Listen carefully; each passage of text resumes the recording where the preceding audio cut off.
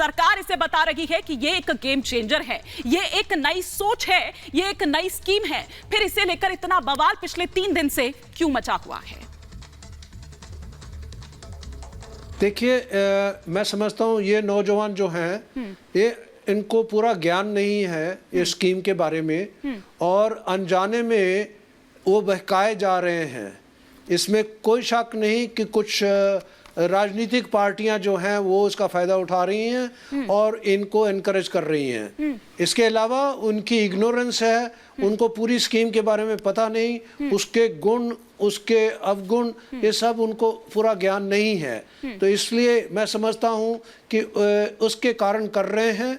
लेकिन एक बात उनको समझ में आनी चाहिए कि फौज के अंदर ऐसे नौजवान जो दंगा फसाद करेंगे या धरना करेंगे या रोड ब्लॉक करेंगे, वो हमारे सिलेक्शन सिस्टम में फेल हो जाएंगे, क्योंकि हम सिर्फ जो बिल्कुल होनहार और काबिल बच्चे हैं उन्हीं को लेंगे फौज के अंदर। क्योंकि फौज में अगर ऐसा धरना करे या कोई दंगा फसाद करे तो उसका मतलब होता है उसका कोर्ट मार्शल किया जाता है।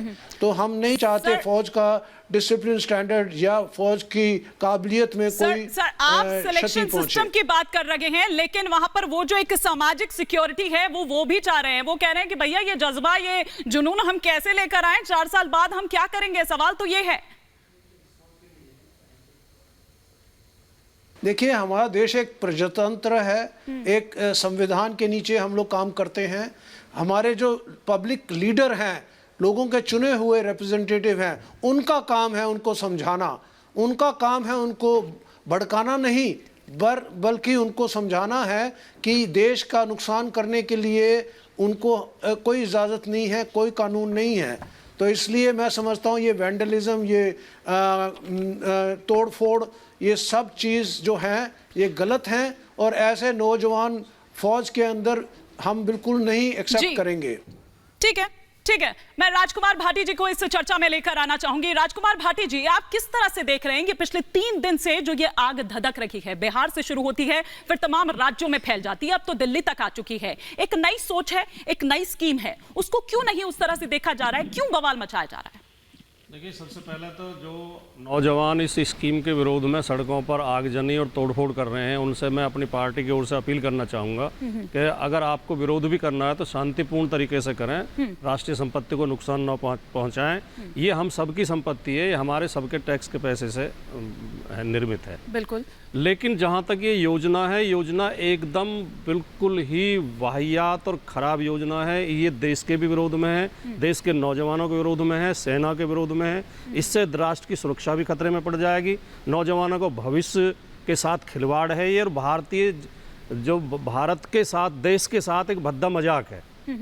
सेना में रेगुलर भर्ती बंद कर दी गई है, 2 साल से कोई भर्ती नहीं हुई है। लगभग 10,000 फौजी हर महीने रिटायर हो जाते हैं, 1.25 लाख के करीब 1 साल में रिटायर हो जाते हैं। 2 साल में 2.5 लाख फौजी रिटायर हो चुके हैं, उनकी जगह कोई भर्ती नहीं हुई है।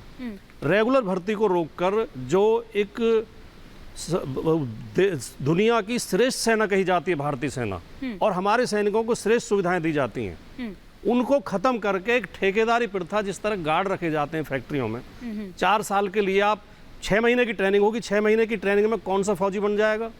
फौज में 19-18 महीने की तो रेगुलर ट्रेनिंग होती है, उसके बाद 2 साल 2.5 साल रेजिमेंट में ट्रेनिंग होती है, 4-5 साल की ट्रेनिंग के बाद फौजी के अंदर फौजी भावना आती है, अनुशासन आता है, वो अपना आप को फौजी महसूस करता है। और ये रिकॉर्ड है, आप चेक कर लें कि जितने वीरता पुरस्कार मिले युद्धों में, विभिन्न युद्धों में, मोर्चों पे और देश के अंदर भी बहादुरी के लिए, वो ज्यादातर 25 से 35 साल के बीच के एज के लोगों को मिले, जो 5-7 साल, 8 साल, 10 साल सेना में रह चुके हैं। ये आपका वैलिड पॉइंट है।